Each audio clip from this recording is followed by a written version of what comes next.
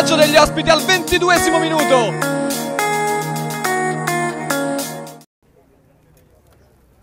Circolo Stella Azzurra di Roma, quarta giornata del campionato di Serie C1 Girone A dopo il successo ritrovato contro il Parioli. La Virtus Stella Azzurra ospita la Cisco Roma ancora in battuta, tra le due un conto aperto, tutto in favore della seconda. Può ripartire Becchi dall'altra parte, è un 2 contro 2, la palla per Costi, a tu per tu con Manni, Costi con il destro, porta in vantaggio la Virtus Stella Azzurra, 1-0.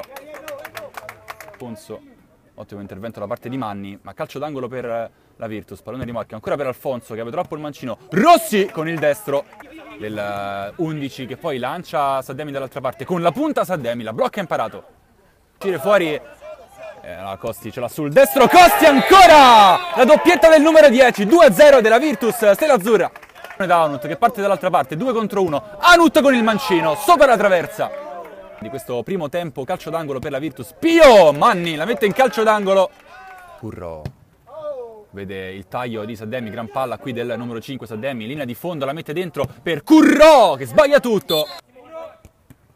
Sul secondo palo che filtra, accorcia la Cisco con Sereni, 2-1. Non è messo dall'altra parte ancora, Sereni ancora, imparato Sereni il palo, incredibile. E poi Saddemi non riesce a passare, deve calciare da quella posizione, è molto lento Pio, la palla rimane lì, poi Rossi con il destro, 3-1 della Virtus Stella.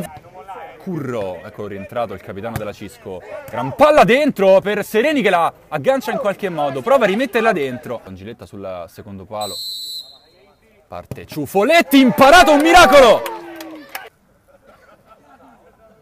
La rincorsa lunghissima da parte di Angilletta, potente, ci arriva Manni, va pure a sbattere sul palo. Riflesso, battuta rasoterra da parte di Angilletta, comunque calcio d'angolo per la Stella Azzurra. Mariani, spalla alla porta, si appoggia ancora fuori da Angilletta, alta.